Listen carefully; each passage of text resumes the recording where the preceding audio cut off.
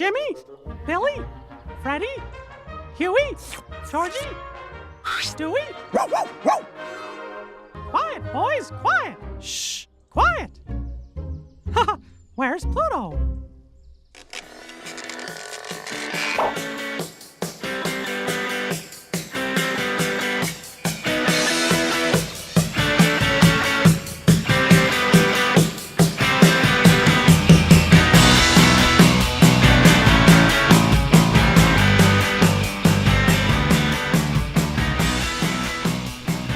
Welcome to the Expanding Universe. I'm Ryan Marciniak. I'm Jesse Rogerson. Let's get right to it.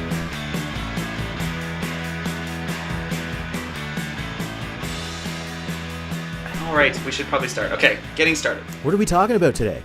Today we are talking about Pluto because Pluto is like the most infamous thing that happened in space in the last 20 years because we all know that back in 2006, Pluto got reclassified and everybody lost their minds when it happened because apparently it was a big deal. Now, it is a big deal, in my opinion, but not because we lost Pluto, quote unquote, as a planet, and not because it's supposed to be a planet, but it's a big deal because it was a major restructuring, a major rethink of scientific endeavors. So I'm going to take us through a little bit of the history, just a very short history, just to get us to where we all are right now, and then we can, Ryan, you and I can wax eloquently, as Paul would say, about what we think about the decisions and what's going to happen in the future. Okay. Pluto, engage.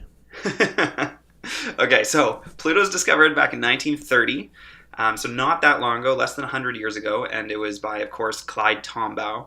He passed away in 1997, unfortunately. Very cool guy, very prolific astronomer, and the modern-day finder of planets. And that was back in February of 1930 when he found it. Now, what happened at the time was that we had the four terrestrial planets, and we knew that they were different from the four gas giant planets, Jupiter, Saturn, Uranus, and Neptune. And then this ninth planet was discovered by Tombaugh in 1930, and it was far away, and it was dim, and we didn't really know much about it. We just knew what its orbit was, and a few other small characteristics. But it was classified as the ninth planet because it was the only thing that we knew about. But a debate was growing in sort of the mid-40s and 50s, and this was because of two major people, but lots of people involved, and that would be Gerard Kuiper and Kenneth Edgeworth. And they were talking about, well, it's weird that our solar system has these short period comets that come in from really far away, they whip around the sun, and then they go back out, and they last maybe 20 or 30 years on their, or sorry, a little bit longer than that, maybe a couple hundred years on their orbit, and then eventually they evaporate or sublimate away with the sun. And they put forward the idea that there must be more stuff out there. There must be more of icy things, or reservoirs of icy things, which has now become known as the Kuiper Belt. And people were convinced and had started looking for them as early as the 80s. And in 1992, the first Kuiper Belt object, or I don't know if that's what it was called at the time, but the first object was found by Dave Lewitt and Jane Liu, and it's a couple hundred kilometers in size out past Pluto. So now we know that things out there exist.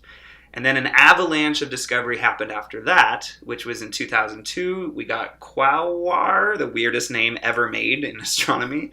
2003, an object was discovered again out there, which we now call Haumea. 2004 was the discovery of Sedna. That one's a little different than the other ones. But then in 2005, the real nail in the coffin came, and that's when Mike Brown, I think he's from Caltech, found Eris.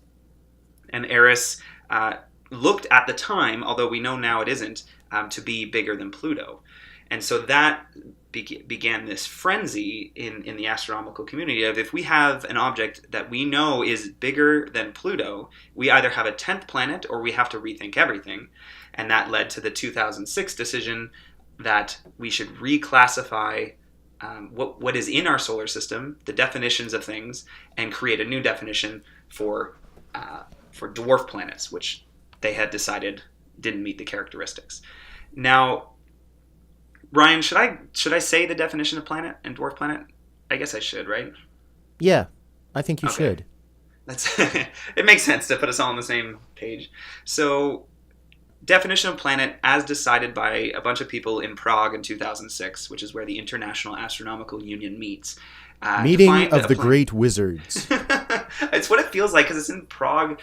Prague is like so old-timey, right? It's been around. Like, you went to Prague, right, Ryan? Oh, gorgeous ancient city. And right, doesn't it have that like big astronomical clock too? It does. Beautiful big astronomical clock, this old Gothic-looking church.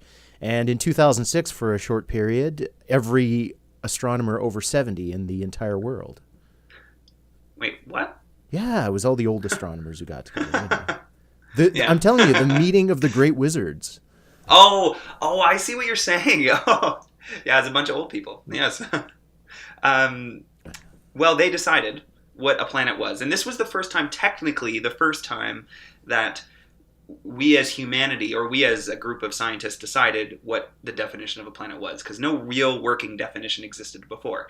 The definition is, in order to be a planet in our solar system, you must orbit the sun, you must be in hydrostatic equilibrium, meaning you should be sufficiently large enough, the planet should be sufficiently large enough that its internal gravity crushes it into a spheroidal object, so it's not lumpy. And it must have cleared its orbit, and that third piece is the one that pulled Pluto out. Clearing your orbit means if you go around the entire orbit, you'll find no other major objects.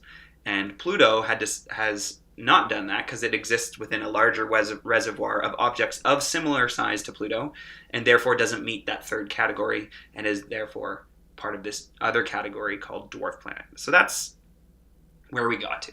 That's a lot. And it's an interesting story, and I really, really like what happened.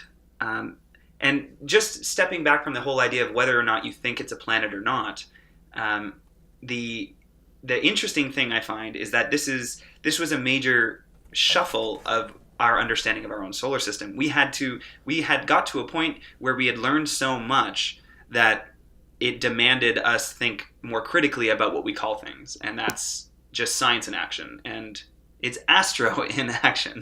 And no, that's me. I know, it's a good name. Someone should use that. Somebody should.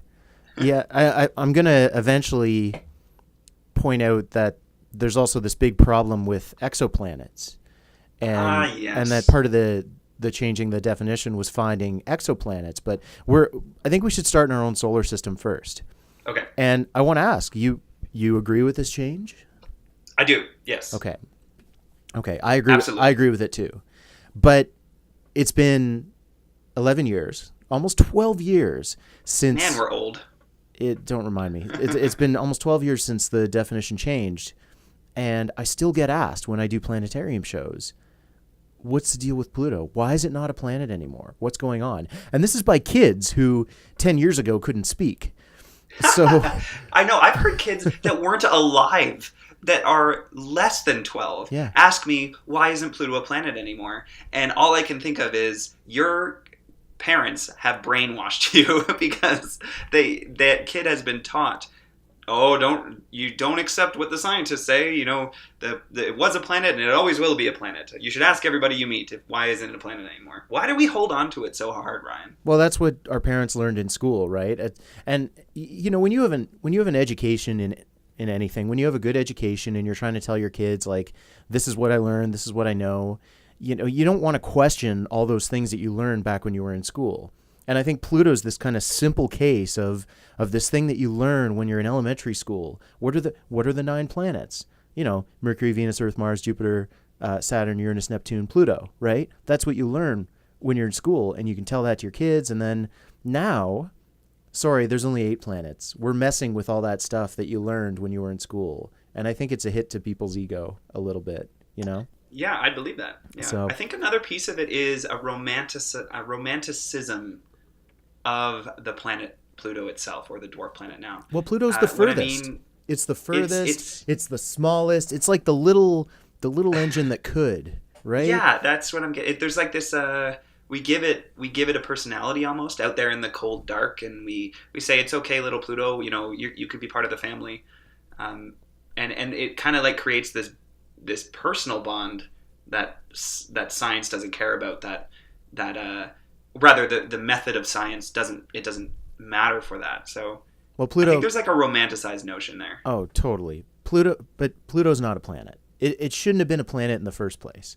It was very lucky that Tom Baugh found it. You know why he was looking for it in the first place? I do not. Okay, so this actually goes back to the discovery of Uranus, of all things, right? So Herschel discovers Uranus, and Leverrier does some math and says, "Oh, Good old Leverrier. Uranus, its orbit is perturbed. We should be able to mathematically predict where it is, but it's off a little bit, right? Newton's laws of gravitation were around for about 150 years at that point, and so they said, okay, well, we know how planets move around the sun. We're going to do the math based on our observations, but Uranus isn't exactly where it should be, so there must be something else pulling on it."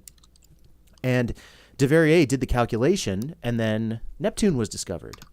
And Neptune was within 1 degree of where it was theorized to be based on the math. Okay?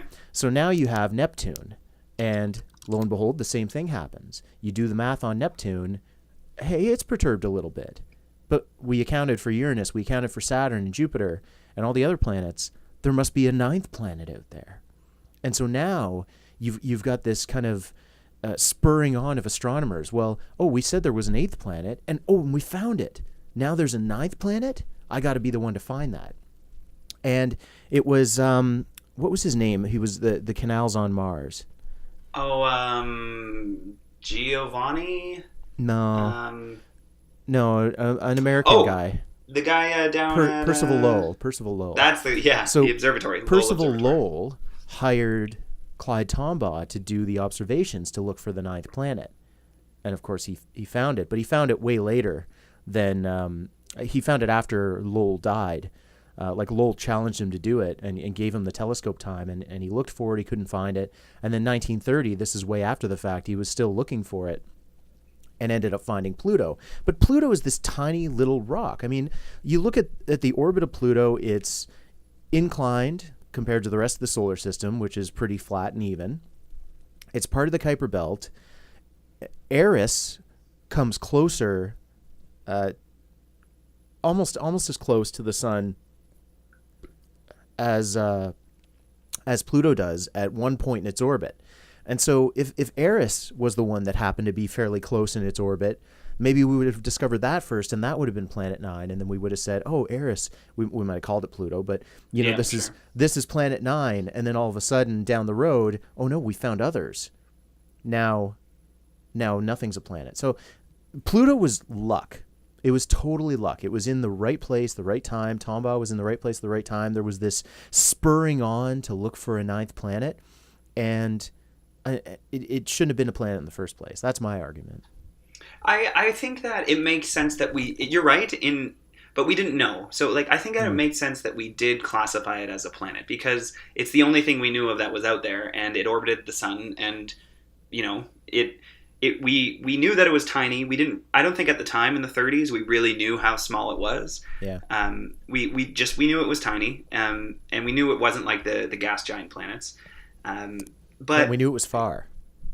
And we knew it was far. That's what we knew. The story's been played out before. This has happened before, back in the 1800s. The story of Ceres and Vesta and Pallas and Juno. Mm-hmm. It's the exact same thing that happened, where an object was discovered between Mars and Jupiter, which was Ceres, and now it's a dwarf planet now, but at the time they called Ceres, this was in 1801, and they called it a planet. Yeah. And they're like, great, we have, in the 1800s, Neptune wasn't found yet, so you just had, how many did you have? 6, so that would have been the 7th planet, Ceres. But then they started finding more. They found Vesta, they found Juno, they found Pallas, all in that region, and then they decided to reclassify Ceres not as a planet, but as a part of a belt called the asteroid belt. And then this is just the exact same thing that's happened, except now we have Twitter and everybody has an opinion, and the argument seems so much bigger now because it's more than just scientists debating it. That helped a little bit too, though, because we still knew about Jupiter and Saturn at the time, right? Those planets have been around since the dawn of civilization, as mm-hmm. visible with the human eye. So Ceres being closer than Jupiter was a bit of an anomaly too. But there seems to be this reach for whatever's further away, right? Like we keep finding a planet that's a little bit further. We're pushing our boundaries. It's kind of in our nature. And so that, Pluto, I get the romantic idea of it for sure. One more note about de Verrier and the whole Uranus-Neptune thing is he also theorized that there was a planet closer to the sun than Mercury called Vulcan. Really? Vulcan, yeah. And he did that because Mercury had an orbit that couldn't be predicted by Newton's laws, right? Oh, but you know because why? Of the resonance? No, it was because it's governed by Einstein's relativity. It didn't. Mercury's orbit was one of the ways that we proved Einstein's relativity, right? Because it couldn't be explained by Newton's equations. It was too close to the sun in the sun's gravity well. I do not know that story. Yeah.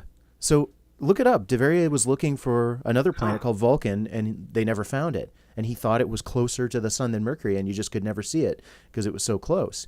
But that was because of the laws of physics were actually wrong in that case. So pretty crazy. Interesting.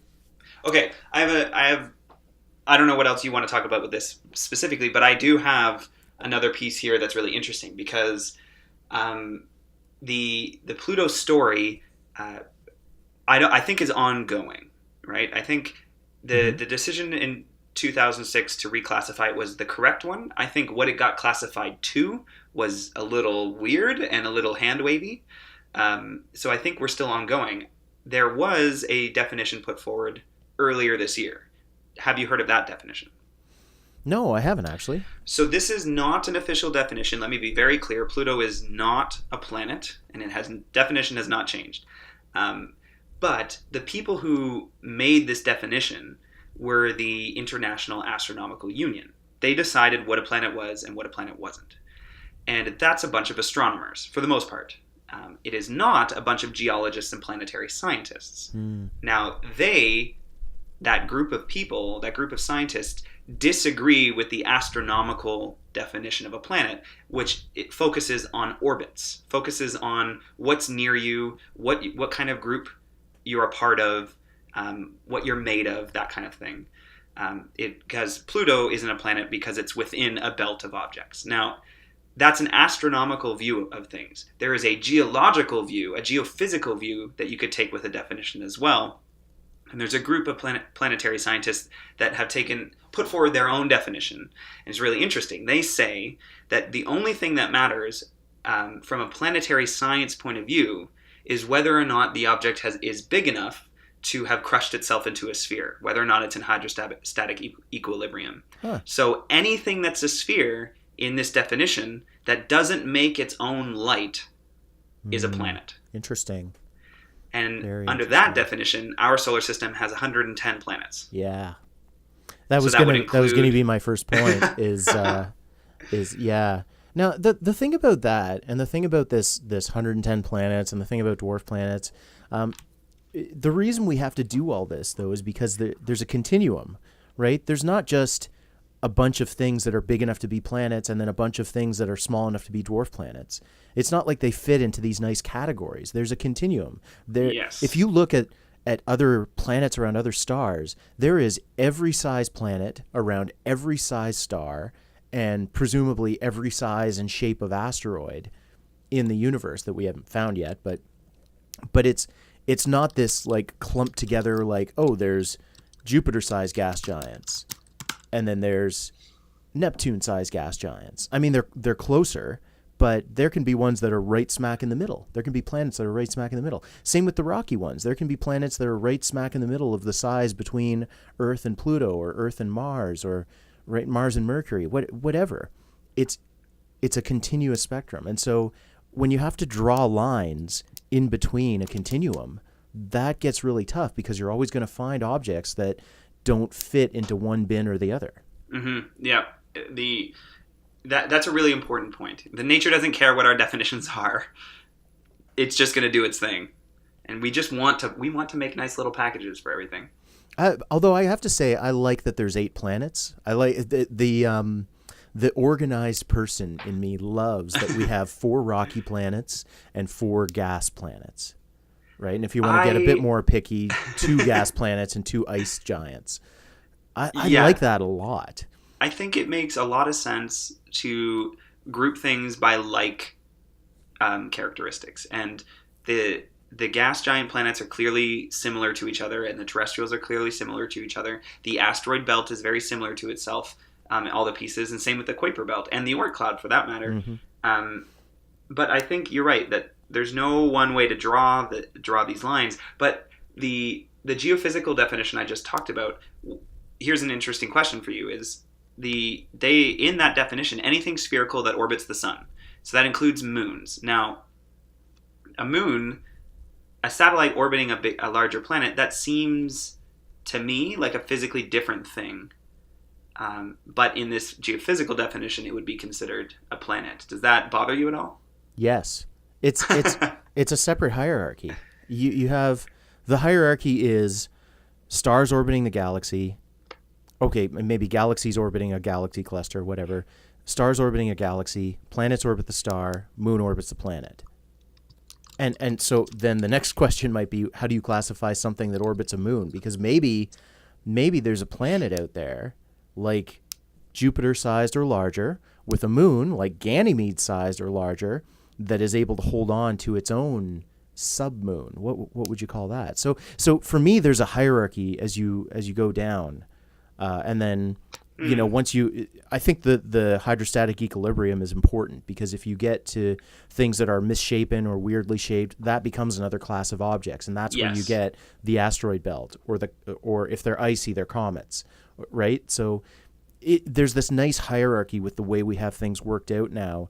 And for me, it's a lot simpler to think of 8 planets and I think 6 or 7 dwarf planets right now, and a bunch of asteroids and a bunch of comets. And they're all distinct objects that have their own properties that sometimes overlap, but they're distinct populations. Okay, you've convinced me. So I don't like the no, it's not yours. I'm not saying it's but I forget the name of it. I don't like the moons of just because they're round to be called planets. I think that gets more and more confusing. And you and I mean, we come from this science communication side of things, right? I mean, maybe to an astronomer, it's not a huge deal, but we went through this when we were working with Pluto, right? We had to tell everybody, sorry, Pluto's not a planet anymore. And if we have to change that again, I don't know, man. Ryan, I'm going to tell you, definitions of planet are going to change again. That is my prediction. You think so? Yeah. I think what we define as a planet, because the definition itself is really, really hand wavy. I don't know how else to say that, but what's this clearing orbit thing? Why does clearing orbits matter? Yeah, it is kind of a weird way to disqualify Pluto. And the problem with that is Mercury's the real problem, right? Because Mercury is tiny. If you just said, hey, it's down to size, anything smaller than this, we call a dwarf planet. Anything bigger than this, we call a planet. That's a big problem because Mercury is only a little bit bigger than Pluto, but it's on its own. If Mercury happened to have formed further out in the Kuiper belt, it would have been part of the Kuiper belt. It wouldn't have been able to clear its orbit. So why is Mercury a planet? Right? So I do agree with you in some sense that the definition isn't quite there yet. The other thing I think about is planets around other stars. Mm-hmm. That's a whole other thing, yeah. Oh God, we could go on about that for another hour if we had to. But planets around other stars, exoplanets, they vary in size. They vary in distance. Like you can have Jupiter-sized planets that are closer to their star than Mercury is to the sun. Apparently, the most common size of planet is actually super Earth, right? About 10 times as heavy and as big as Earth are the most common planet around. Yeah, I think. So I'm looking at a chart right now. You're right. It's the super Earth. The most common is, I don't know about mass, but about 3 times wider, 2.5 times wider. Okay. Now that might also be a factor of we haven't found, like our detection capabilities haven't gotten to the point where we can see all of the Earth size and smaller to change that. Because for a long time, the only planets we found were hot Jupiters, giant Jupiter-sized planets as close as Mercury is to the sun. But the point I'm making is that finding planets around other stars, now we need a definition, a true definition of what a planet is. We're not just working with, 8 or 9, and you remember 8 of them, and then everything else is a dwarf planet if it's round, and then everything else is an asteroid or a comet. Now we have planets around other stars, and so that definition matters. But the problem is, how do you define a dwarf planet around another star when you can't tell if there's anything else in its orbit? Oh yeah, like we're far off from being able to fully classify. Maybe we need the new telescopes to come online. Like there could be a much larger range of sizes around there.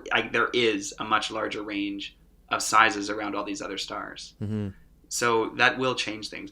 An interesting thing though, some of the most recent this year, I think it was this year from Kepler, the Kepler Space Telescope has been, well, they've been looking at the data since 2009 or something like that, and it shows that small planets actually do have preferred sizes. So we find, and no matter what size you're talking about, what mass you're talking about, we do find planets. So you were correct in saying that, but it's a little bifurcated. There are a whole bunch of planets at about 2.5 times the size of Earth, and a whole bunch of planets about Earth size. But in between that, there's actually a very large dearth, a large emptiness, where there aren't a lot of planets of that size. There are some, but not a lot. And that's really weird. So that might actually inform, once we learn more about this like bimodal distribution of sizes of planets, and this is based on like thousands of planets, that might actually inform a more coherent definition of what a planet is and what we define as a certain group. Well, that's good to hear. I had heard about that. I didn't know it was so it was precisely binned, but that's good.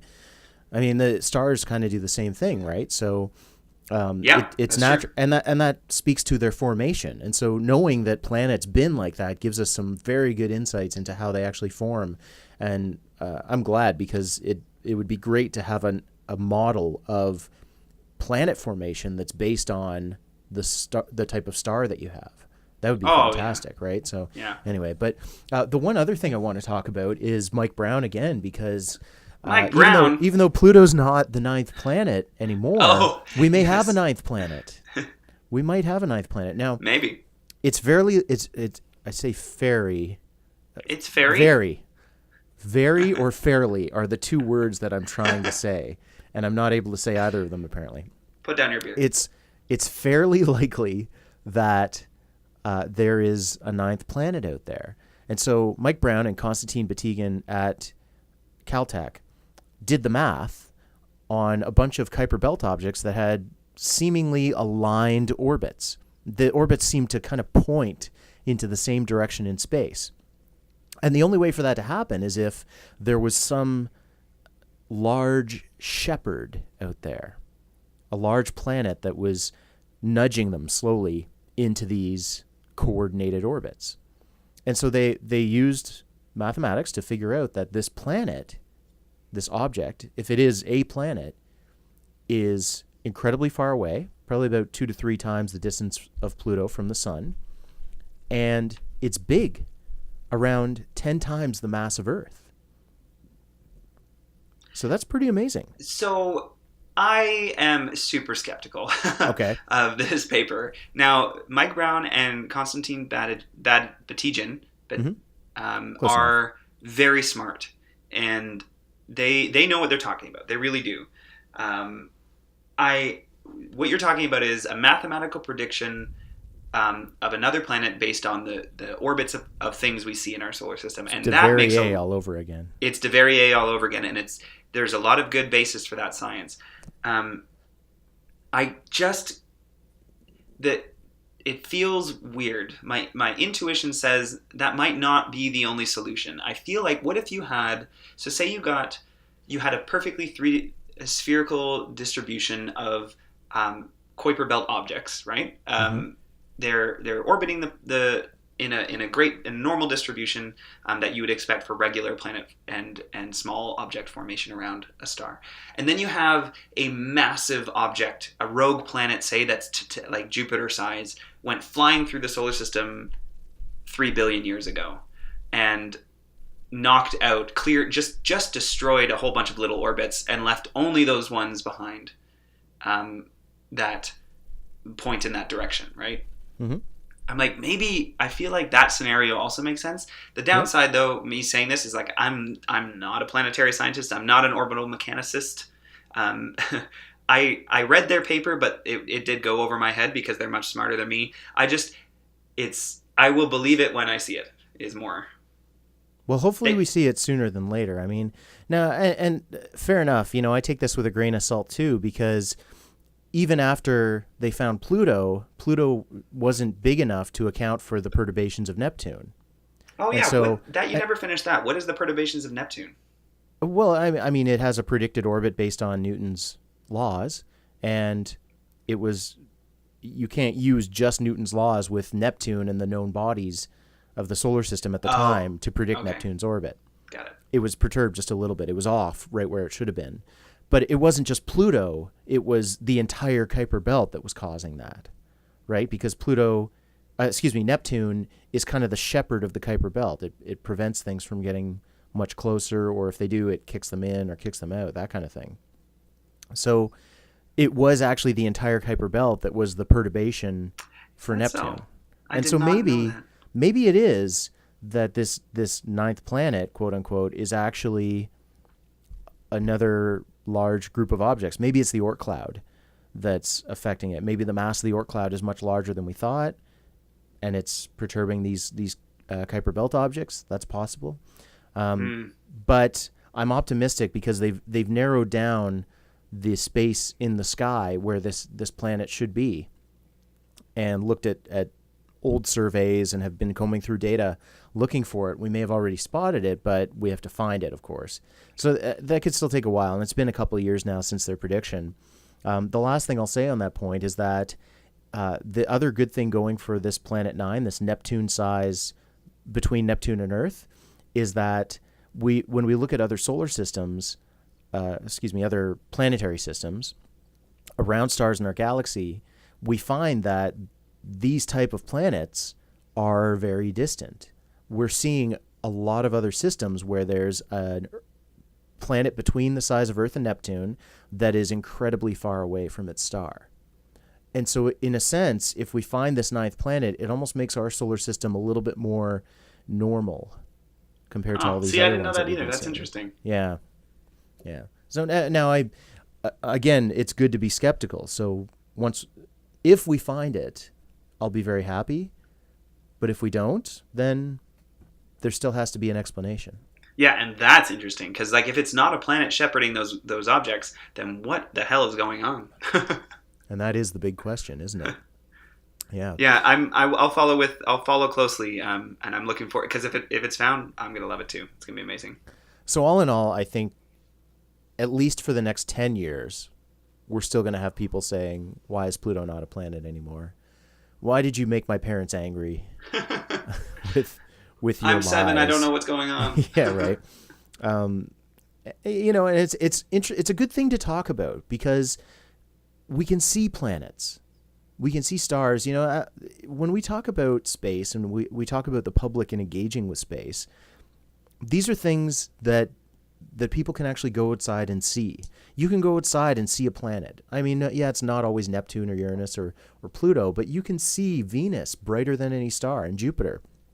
You can see Saturn and its rings through a telescope. You can see Mercury if you're good, if you're careful.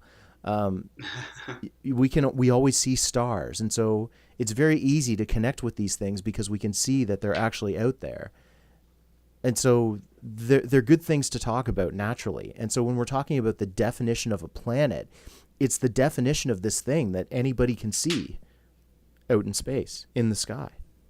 Yeah, I think you make a good point. It's much more closer to home. It's much less abstract.